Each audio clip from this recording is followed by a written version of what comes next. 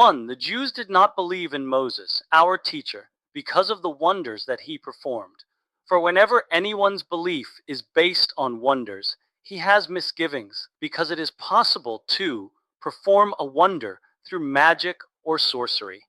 All the wonders performed by Moses in the desert were not intended to serve as proof of the legitimacy of his prophecy, but rather were performed for a purpose. It was necessary to drown the Egyptians, so he split the sea and sank them in it.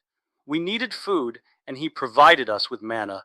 We were thirsty, so he split the rock, providing us with water. Korach's company mutinied against Moses, so the earth swallowed them up.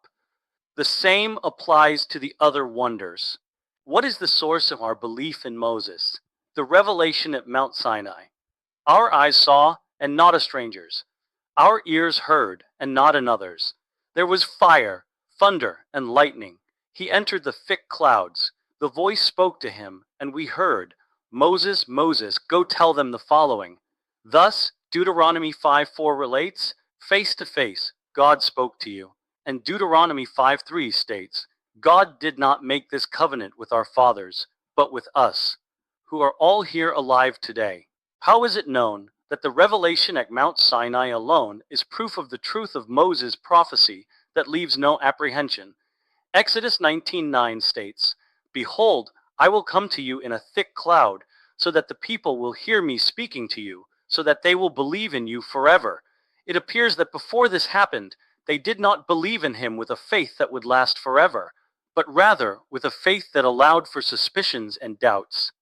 2. Thus, those to whom Moses was sent witnessed his appointment as a prophet, and it was not necessary to perform another wonder for them. He and they were like two witnesses who observed the same event together.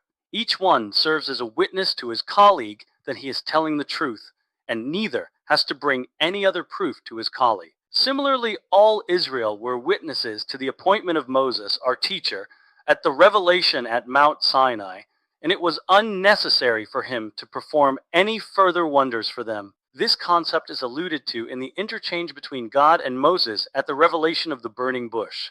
At the beginning of his prophecy, the Holy One, blessed be he, gave him the wonders to perform in Egypt and told him, Exodus 3:18, and they will listen to your voice.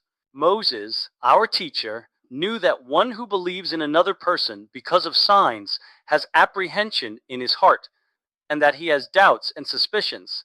Therefore, he sought to be released from the mission, saying, They will not believe me, Exodus 4:1, until the Holy One, blessed be he, informed him that these wonders were intended only as a temporary measure until they left Egypt.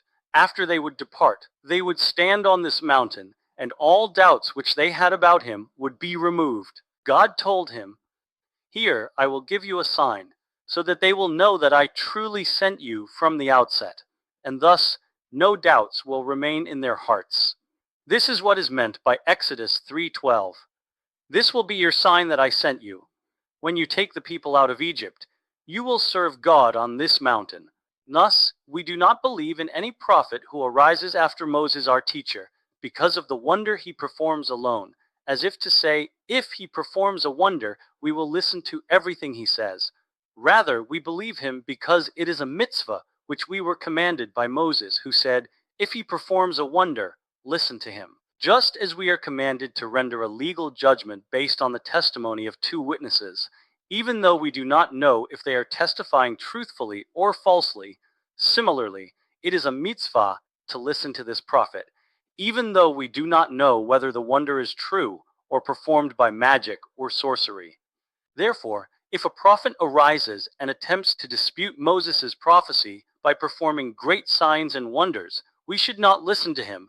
We know with certainty that he performed those signs through magic or sorcery.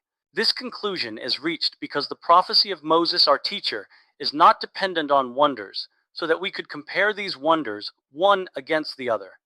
Rather, we saw and heard with our own eyes and ears as he did. To what can this be compared? To witnesses who gave testimony concerning a matter to a man who had observed the situation with his own eyes. He will never listen to them and will know for certain that they are false witnesses. Therefore, the Torah states, Deuteronomy 13, 3:4, that even if such a sign or a wonder will come, you should not listen to the words of that prophet. He comes to you with signs and wonders to deny what you saw with your own eyes. We believe in a wonder as evidence of a prophet's reliability only because of the mitzvah which Moses commanded us. Therefore, how can a wonder cause us to accept this person who comes to deny the prophecy of Moses, which we saw and heard? Please share this video to spread the goodness. I give you my blessing.